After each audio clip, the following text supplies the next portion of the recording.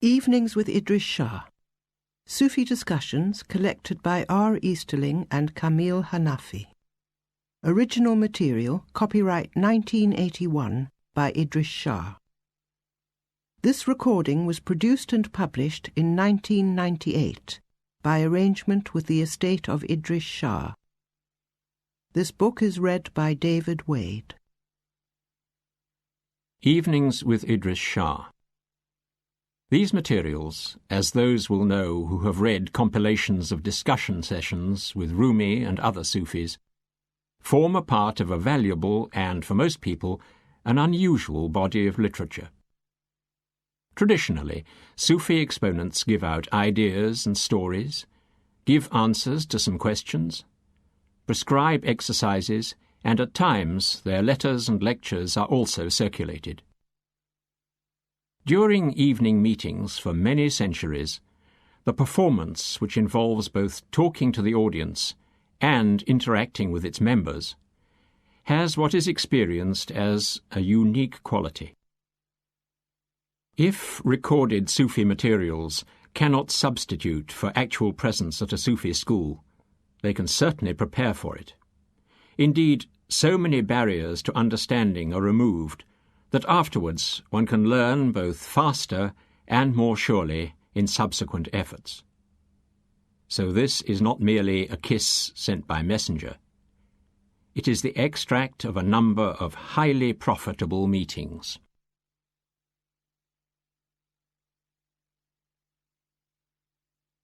Nature and discipline.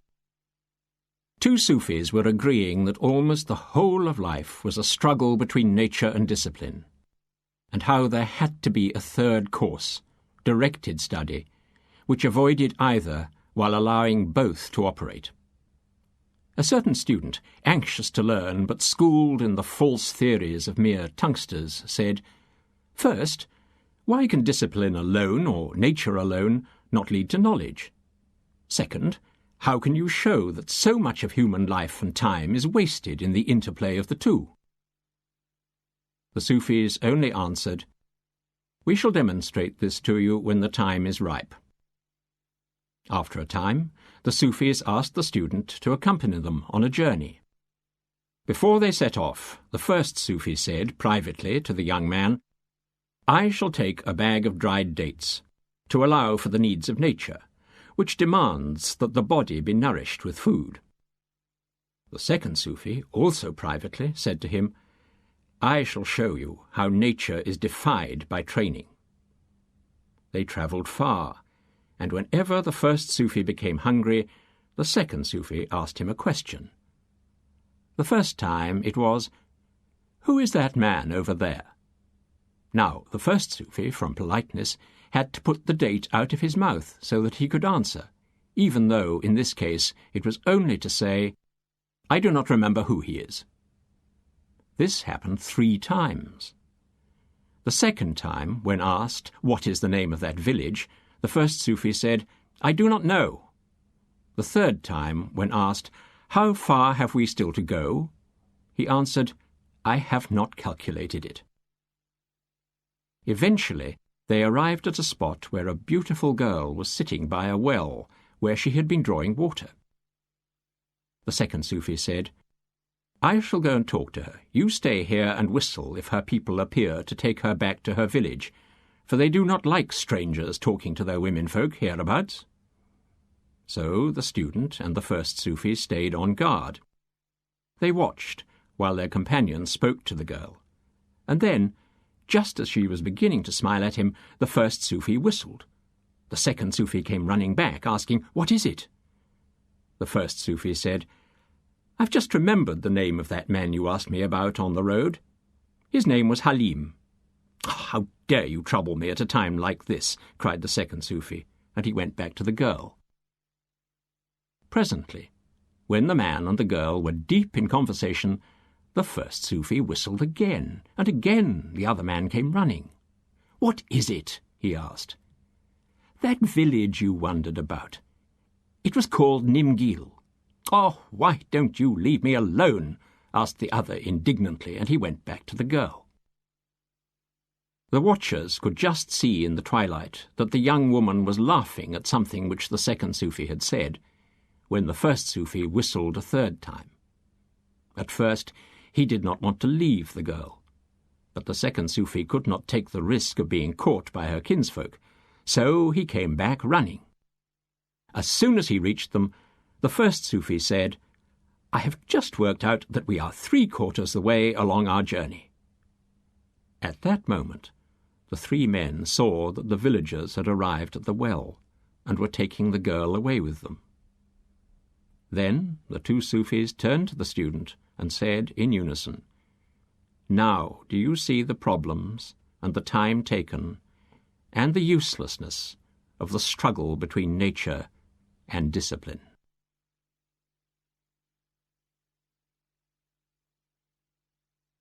Overdose. Why and how is it that Sufi writings seem to show intense spirituality at times, and then at other times what looks like the reverse? Sufi teachers will seemingly preach deep religious concepts at one moment, and then be found removing emotional attitudes. I should have thought that that was quite obvious. Apparently it is not, so I will tell you. Here is an analogy. If a lifeguard jumps into the water and fishes out a man who is drowning, does this imply any criticism of the art of swimming? If the lifeguard reverses the swimming process by bringing the man back to land and keeping him out of the water and the water out of him, does this mean that the lifeguard does not teach swimming or advocate being in the water? Your problem is that the Sufis can see when there is an overdose of something, and they know what to do about it. But a doctor treating an overdose should not be mistaken for a man who disapproves of medicine. At one moment he administers a medicine. At another he works against the motive of medicine.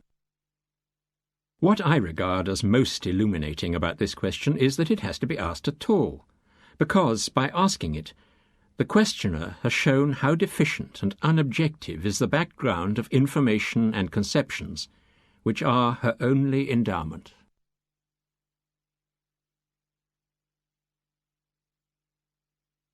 Monarch and artist.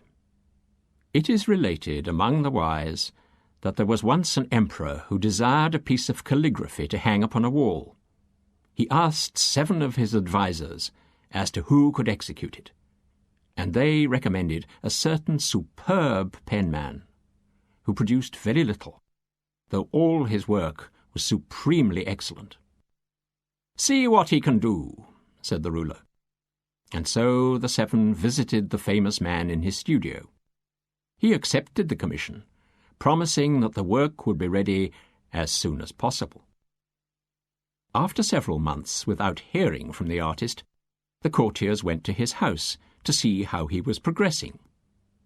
"I have not started yet," said the man, "because I have to go through a period of meditation to prepare myself to fulfill a royal command." When the delegation, afraid that the monarch might call for the picture at any time, called upon their man again, this time 3 months later, he merely said, "I have not yet started. I am purging my mind of unnecessary thought through reveries." Month after month passed. Concentration, to focus his mind, contemplation, to attune to the infinite, and many other states and stages were entered into and passed by the devout and talented calligrapher. But there was still no product of his genius. Finally, the grandees, hovering between awe of this man's amazing and impressive discipline and a growing conviction that they could be punished at any moment if their master suddenly remembered their task and asked for the work, arrived at the artist's door to have the matter out with him for the last time. No less than 3 years had passed. They found him ready, and they saw that he was seated at a drawing board, with a clean piece of paper before him. As they watched, he raised his pen and applied it to the surface. in less time than it takes to tell, the most beautiful design which any of them had seen was seen to be inscribed. Ecstatically gathering up this treasure, the visitors showered gold upon the artist and hastened to the palace. They went directly to the hall of audience, where they found the emperor sitting, resplendently attired as if for a special occasion, sitting on his throne and surrounded by the aristocrats, the military commanders, the ministers and ambassadors, governors of provinces, and other high officials of the realm. The 7 emissaries took up their ceremonial positions in due order of seniority and distinction.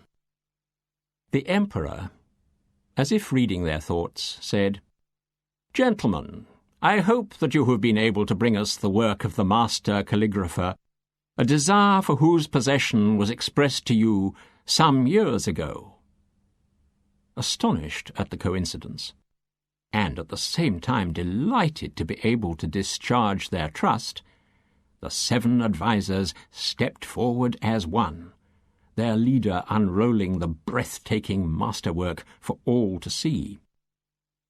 When the gasps of wonderment at the beauty of the object had somewhat subsided, the ruler thanked his faithful retainers and asked them to withdraw with the picture to an adjoining chamber, where they were to receive their rewards. A hidden orchestra played sweet music, and rare foods and drinks were brought as the advisers were ushered to their luxurious divans by no less an individual than the Lord High Chamberlain, who handed them sacks of precious jewels and accorded them every honour. Suddenly, however, the 7 men noticed, suspended on the wall of this room and revealed by a curtain which was slowly parting, a piece of calligraphy which appeared identical to the one which they had obtained with so much effort and anxiety, and which had involved such time and so much dedication on the part of the artist. Their mouths opening and shutting like fish under water, they severally gasped, "Who? How? Why? What? When?" "If you are inquiring about that perfect work of art, O splendid and utterly wise counsellors," said the Chamberlain, "know that it was dashed off in a matter of seconds by our Lord, His Imperial Majesty, some 3 years ago, while illustrating, approximately, the kind of work which he hoped might be obtained from a competent artist to embellish one of his rooms." "But it took us 3 years of suffering to have this one made," spluttered the leader of the advisers. "Furthermore, it required the artist to discipline himself with the utmost rigour, with fasting and purges, vegetarianism and mantrams, recitations and readings, concentration and contemplation." "I rather fancy," said their host, "that the artist was disciplining himself at your expense and at the expense of His Majesty." Now the monarch, on the other hand, had already so prepared himself, and had gone through the necessary deprivations, so that nobody was exploited when he desired to exercise his own art. The artist may be a great one, but he is still learning. Our ruler already has learned.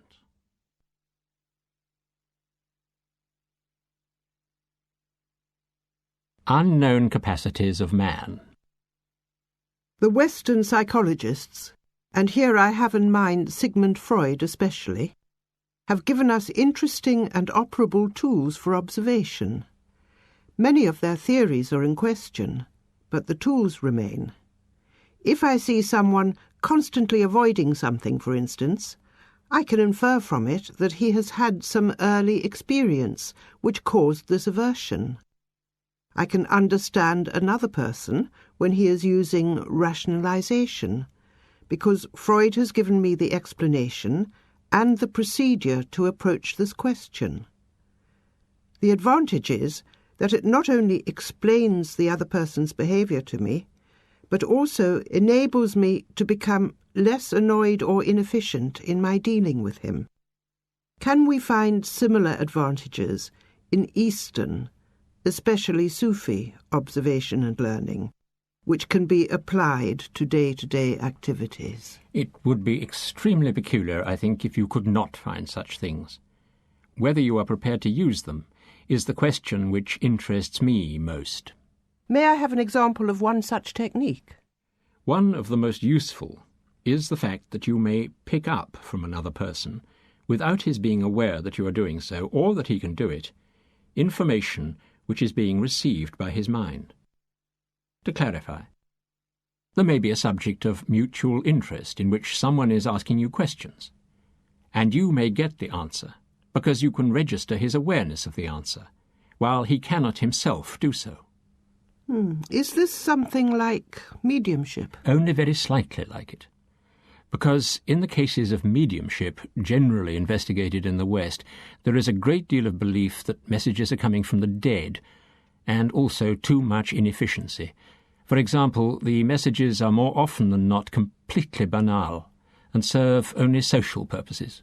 Do you mean that there is a great deal of information in the air, and that this can be obtained through meetings of people, and that people are almost always unaware of this? Yes. What prevents people making use of this technique? The same thing that prevents people from understanding and using mediumistic procedures.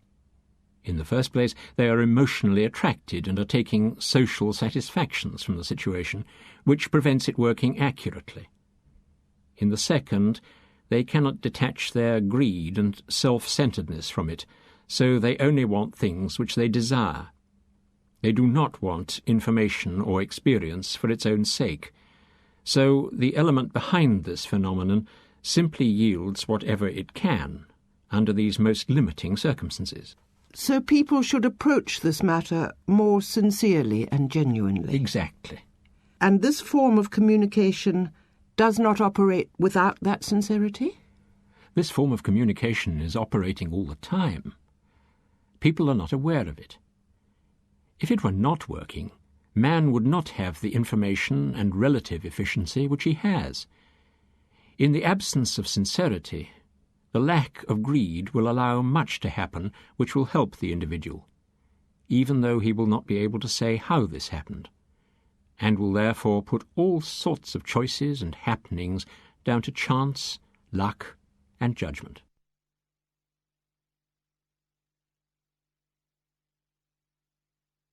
The importance of grouping.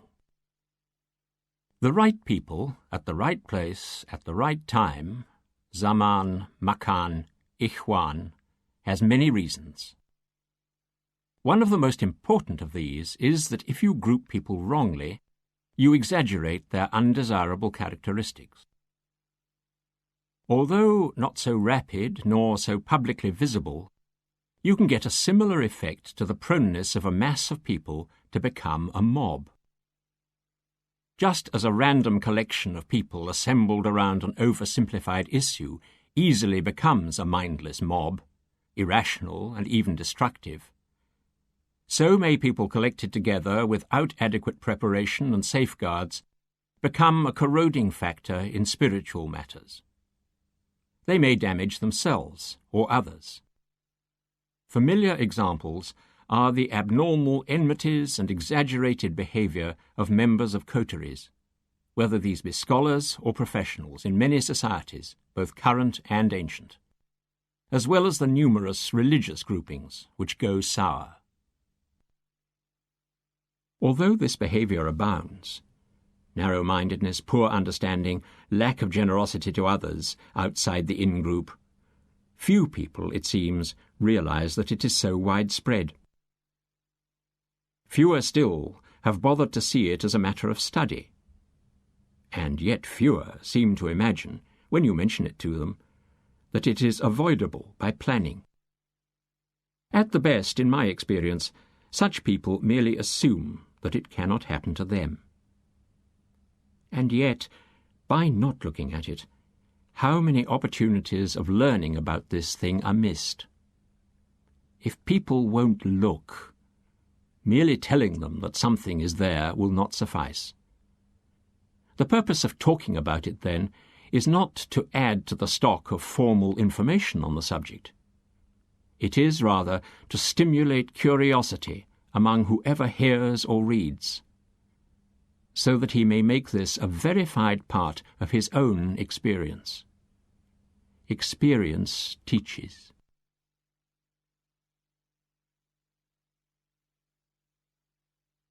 Derivative.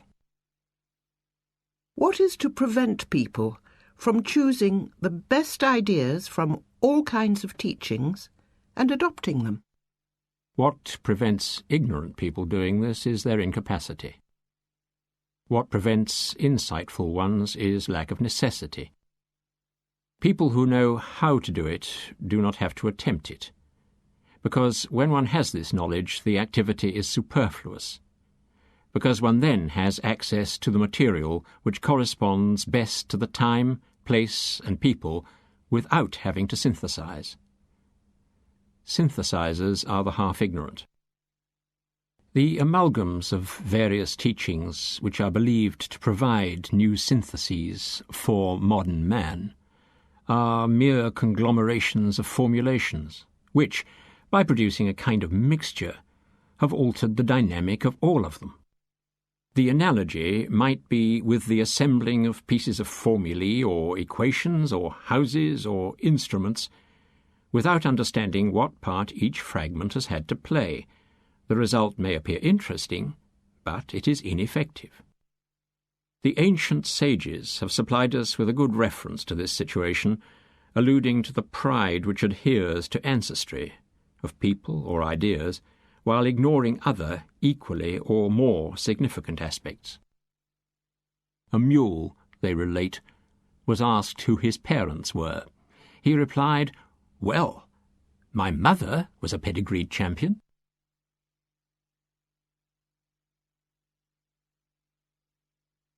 What prevents learning? The ordinary familiar self, which is a secondary one, is easily conditioned, dominated, and operated by primitive logic. People thus make decisions based on habit, on command, or upon lack of information. They do this because they are trained to act in this way, and also because they frequently lack flexibility of approach. Such workings of the human mind, in the three modes just given, can be isolated and examined by taking them separately and clothing them in individual human terms. This is one of the functions of narrative instruction. The materials for this study are almost everywhere, but they lack in most societies an organizer. Let us take 3 anecdotes and examine the working of the various disabilities. First, we may say that people fail to do things towards learning because they are under the domination of a belief or an institution which inculcates a habit of only thinking in one way. The first story concerns a man who lives in a totalitarian country. He is sitting in the dentist's chair. The dentist says, "Open your mouth." "What?" answers the patient. "And get shot?" This caricature shows the literalness of the effect on people of a dominating institution or idea. In societies, for instance, where the tradition is that people cannot know more about themselves because that is a reserved area confined to, say, priests or seers, the subconscious belief is that one must not attempt to go further. This behavior is sometimes imagined to be duty or proper behavior.